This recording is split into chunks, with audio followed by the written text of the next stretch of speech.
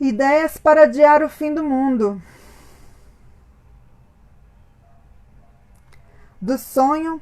e da terra.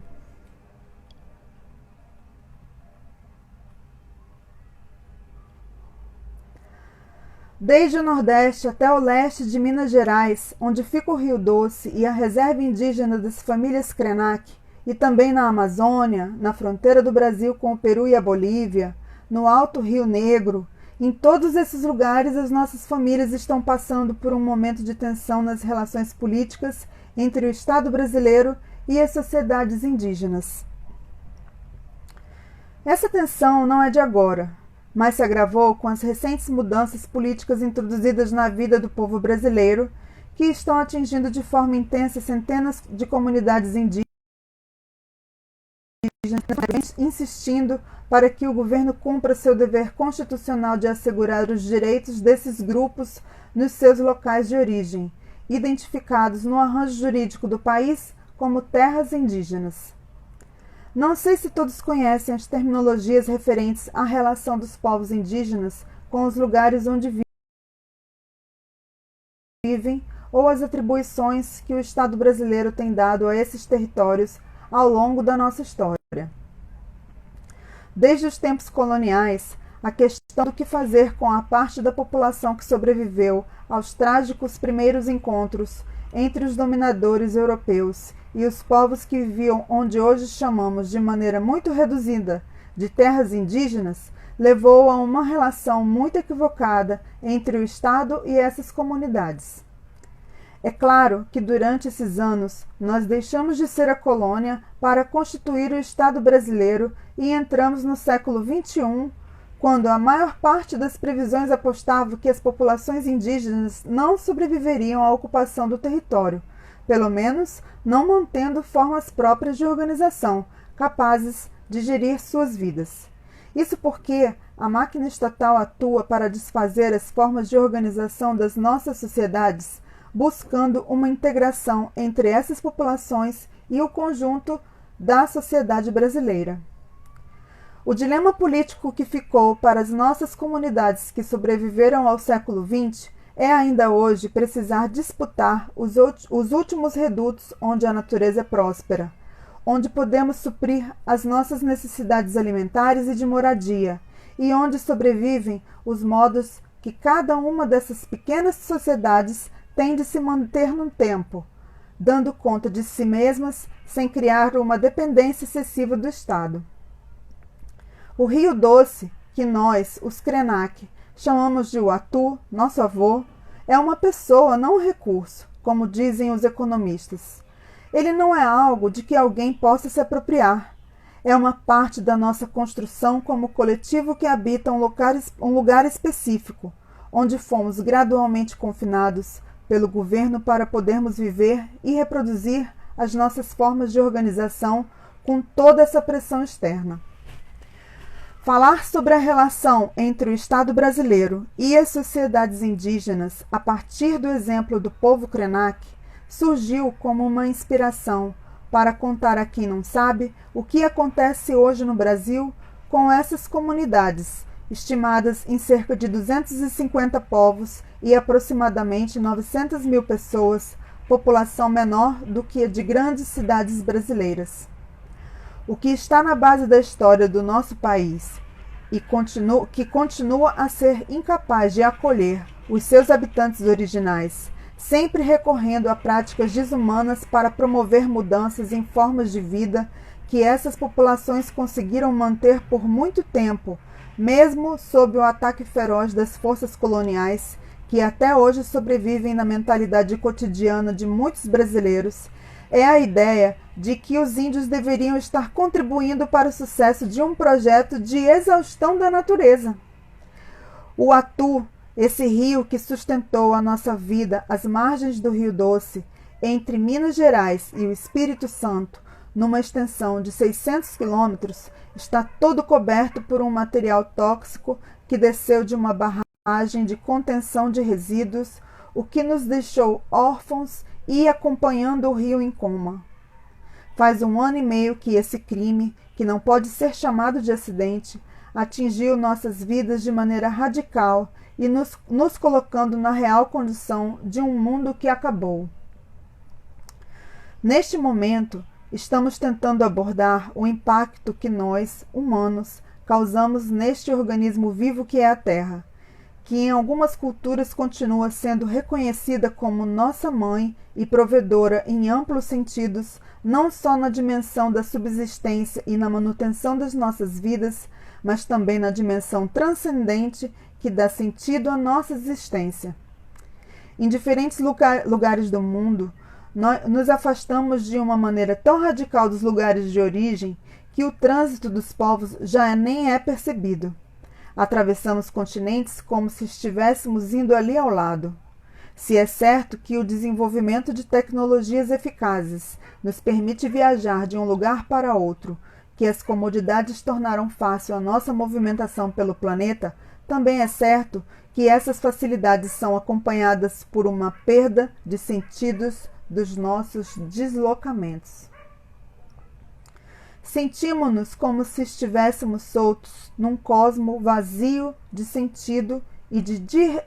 desresponsabilizados de uma ética que possa ser compartilhada, mas sentimos o peso dessa escolha sobre as nossas vidas. Somos alertados o tempo todo para as consequências dessas escolhas recentes que fizemos. E se pudermos dar atenção a alguma visão que escape a essa cegueira que estamos convivendo no mundo todo, talvez ela possa abrir a nossa mente para alguma cooperação entre povos, não para salvar os outros, mas para salvar a nós mesmos.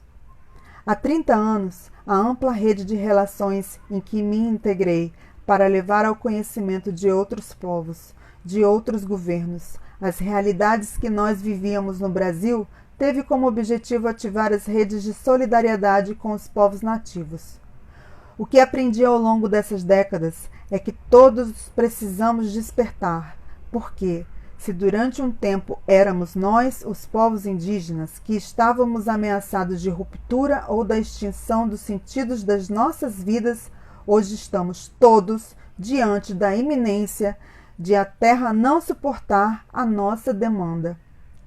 Como disse o pajé Yanomami Davi Kopenawa, o mundo acredita que tudo é mercadoria, a ponto de projetar nela tudo o que somos capazes de experimentar. A experiência das pessoas em diferentes lugares do mundo se projeta na mercadoria, significando que ela é tudo o que está fora de nós. Essa tragédia que agora atinge a todos é adiada em alguns lugares, em algumas situações regionais nas quais a política, o poder político, a escolha política, compõem espaços de segurança temporária em que as comunidades, mesmo quando já esvaziadas do verdadeiro sentido do compartilhamento de espaços, ainda são, digamos, protegidas por um aparato que depende cada vez mais da exaustão das florestas, dos rios, das montanhas, nos colocando num dilema em que parece que a única possibilidade para que as comunidades humanas continuem a existir é à custa da exaustão de todas as outras partes da vida. A conclusão ou compreensão de que estamos vivendo uma era que pode ser identificada como antropoceno deveria soar como um alarme nas nossas cabeças, porque se nós imprimimos no planeta Terra uma marca tão pesada que até caracteriza uma era que pode permanecer mesmo depois de já não estarmos aqui, pois estamos exaurindo as fontes da vida que nos possibilitaram prosperar e sentir que estávamos em casa, sentir até, em alguns períodos, que tínhamos uma casa comum que podia ser cuidada por todos, é por estarmos mais uma vez diante do dilema a que já aludi.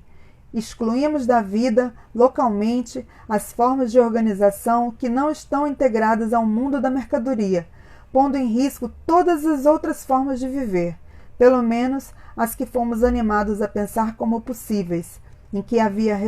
corresponsabilidade com os lugares onde vivemos e o respeito pelo direito à vida dos seres, e não só dessa abstração que nos permitimos constituir como uma humanidade que exclui todas as outras e todos os outros seres. Essa humanidade que não reconhece que aquele rio que está em coma é também o nosso avô, que a montanha explorada em algum lugar da África ou da América do Sul e transformada em mercadoria em algum outro lugar é também o avô, a avó, a mãe, o irmão de alguma constelação de seres que querem continuar compartilhando a vida nessa casa comum que chamamos Terra. O nome Krenak é constituído por dois termos. Um é a primeira partícula Kre, que significa cabeça. A outra, Nak, significa terra. Krenak é a herança que recebemos dos nossos antepassados, das nossas memórias de origem, que nos identifica como cabeça da Terra, como uma humanidade que não consegue se conceber sem essa conexão, sem essa profunda comunhão com a Terra. Não a Terra como um sítio, mas como esse lugar que todos compartilhamos e do qual nós, os Krenak, nos sentimos cada vez mais desraigados. Desse lugar que para nós sempre foi sagrado, mas que percebemos que nossos vizinhos têm quase vergonha de admitir que pode ser visto assim. Quando nós falamos que o nosso rio é sagrado, as pessoas dizem: isso é algum folclore deles. Quando dizemos que a montanha está mostrando que vai chover e que esse dia vai ser um dia próspero, um dia bom, eles dizem: não, uma montanha não fala nada. Quando despersonalizamos o rio, a montanha, quando tiramos deles os seus sentidos, considerando que isso é um atributo exclusivo dos humanos, nós liberamos esses lugares para que se tornem resíduos da atividade industrial e extrativista. Do nosso divórcio das integrações e interações com a nossa mãe, a Terra, resulta que ela está nos deixando órfãos, não só aos que em diferente graduação são chamados de índios, indígenas ou povos indígenas, mas a todos. Tomara que esses encontros criativos que ainda estamos tendo a oportunidade de manter animem a nossa prática, a nossa ação e nos deem coragem para sair de uma atitude de negação da vida para um compromisso com a vida. Em qualquer lugar, superando as nossas incapacidades de estender a visão a lugares para além daqueles a que estamos apegados e onde vivemos, assim como as formas de sociabilidade e de organização de que uma grande parte dessa comunidade humana está excluída, que em última instância gastam toda a força da terra para suprir a sua demanda de mercadorias, segurança e consumo. Como reconhecer um lugar de contato entre esses mundos, que têm tanta origem comum, mas que se descolaram a ponto de termos hoje, num extremo, gente que precisa viver de um rio e no outro, gente que consome rios como um recurso. A respeito dessa ideia de recurso que se atribui a uma montanha, a um rio, a uma floresta, em que lugar podemos descobrir um contato entre as nossas visões que nos tire desse estado de não reconhecimento uns dos outros? Quando eu sugeri que falaria do sonho e da terra, eu queria comunicar a vocês um lugar, uma prática que é percebida em diferentes culturas, em diferentes povos, de reconhecer essa instituição do sonho não como uma experiência cotidiana de dormir e sonhar, mas como exercício disciplinado de buscar no sonho as orientações para nossas escolhas do dia a dia. Para algumas pessoas, a ideia de sonhar é abdicar da realidade, é renunciar ao sentido prático da vida. Porém, também podemos encontrar quem não veria sentido na vida se não fosse informado por sonhos, nos quais pode buscar os cantos, a cura, a inspiração e mesmo a resolução de questões práticas que não consegue discernir, cujas escolhas não consegue fazer fora do sonho, mas que ali estão abertas como possibilidades. Fiquei muito apaziguado comigo mesmo hoje à tarde, quando mais de uma colega das que falaram aqui trouxeram a referência a essa instituição do sonho, não como uma experiência onírica, mas como uma disciplina relacionada à formação, à cosmovisão, à tradição de diferentes povos que têm no sonho um caminho de aprendizado, de autoconhecimento sobre a vida e a aplicação desse conhecimento na sua interação com o mundo e com as outras pessoas.